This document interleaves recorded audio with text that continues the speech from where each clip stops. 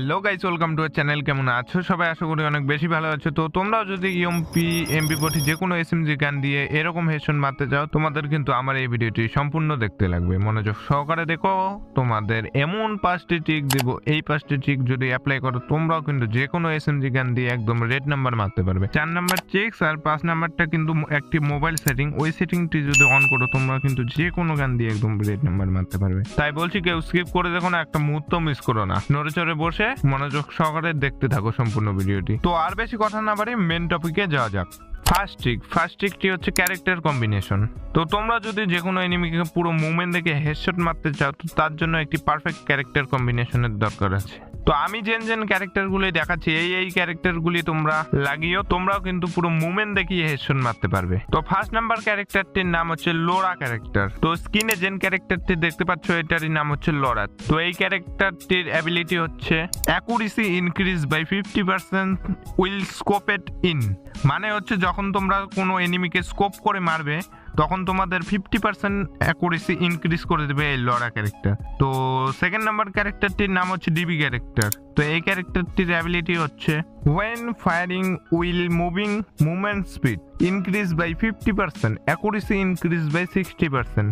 মানে হচ্ছে গাইস, যখন তোমরা কোনো এনিমিকে মুভমেন্ট করে মারবে তখন তোমাদের মুভমেন্ট স্পিডটাকে বাড়িয়ে দিবে 50%, আর ওই মুভমেন্ট করার সময় অ্যাকুরেসি বাড়িয়ে দিবে 60%। তো বুঝতে পারছো গাইস, এই দুটি ক্যারেক্টার ইউজ করলে তোমরা যে কোনো এনিমিকে মুভমেন্ট দেখিয়ে পুরো হেডশট মারতে পারবে। এই ছিল প্রথম নাম্বার ট্রিক্স। 2 নাম্বার ট্রিক্সটি হচ্ছে রেট অফ ফায়ার। মানে শুধু এসএমজি না, যে কোনো গানে যদি রেট অফ ফায়ার থাকে তোমার ওই গানটি দিয়ে কিন্তু হেডশট অটোমেটিক্যালি বেশি লাগবে। তো তোমাদের কাছে যদি কোনো rate of fire, single rate of fire হোক বা ডাবল রেট অফ ফায়ারের কোনো গান স্কিন থেকে থাকে, তো তোমরা সব সময় সেই গানগুলি দিয়েই খেলার চেষ্টা করবে।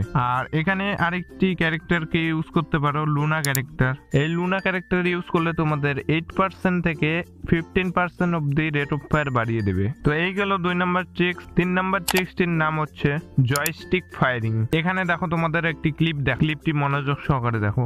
এখানে কি দেখতে পেলে? আমি যাই মারছি তাই হেডশট লাগছে। তার পিছনে একটি রিজন আছে। তো নিচে জয়স্টিকের দিকে খেয়াল করলে দেখতে পারবে।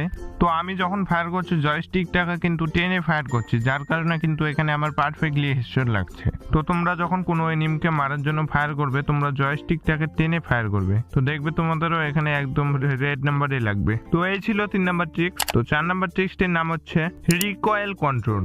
তো যে কোনো গান দিয়ে হেডশট মারার জন্য কিন্তু এখানে রিকয়েলকে কন্ট্রোল করতে লাগবে সবার প্রথমে। তো রিকয়েল কন্ট্রোল করার জন্য কিন্তু তোমাদেরকে জানতে হবে রিকয়েল কেন খায়।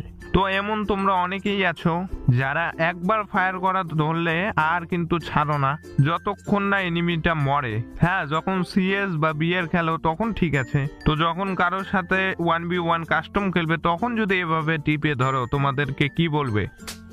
তো এখানে দেখো আমি কিন্তু লাগাতার ফায়ার করছি। লাগাতার ফায়ার করার জন্য কিন্তু আমার এমটিকে দেখো এখানে বড় হয়ে গেছে, তার জন্যই কিন্তু এখানে মেনলি রিকয়েলটা খায়। তো তোমরা এখানে রিকয়েলকে কন্ট্রোল করার জন্য মোটামুটি 5-6টা করে গুলি চালাবে, কিছুক্ষণ রেস্ট নিবে, আবার চালাবে। আবার এমন রেস্ট নিও না যেন অন্য এনিমি এসে তোমাকে মেরে দিয়ে চলে যায়।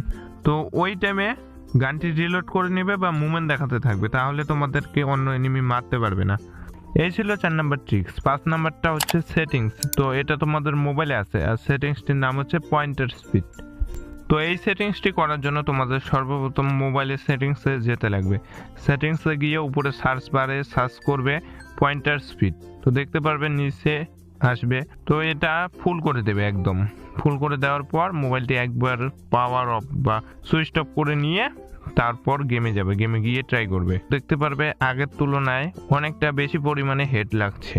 আর যত প্র্যাকটিস করবে তোমাদের ততই কিন্তু গেম প্লে ইমপ্রুভ হবে, আর অতই তোমরা হেডশট মারতে পারবে। তো এই ছিল আজকের ভিডিও। আশা করি সবাই বুঝতে পেরেছো। বুঝতে না পারলে আরেকবার প্রথম থেকে গিয়ে দেখে আসতে পারো। আর চ্যানেলে যারা যারা নতুন এসেছো তারা প্লিজ সাবস্ক্রাইব করে দিয়ে পাশে থাকো। আর ভিডিওটি ভালো লাগলে অবশ্যই একটি লাইক করে দিও। তোমাদের একটি লাইক আমাকে আরো অনেক বেশি মোটিভেশন করে। আর ছোট্ট করে একটি কমেন্ট করে দিও। তো দেখা হচ্ছে আরেকটি নতুন কোনো ভিডিওতে। তো তত অবধি বাই বাই।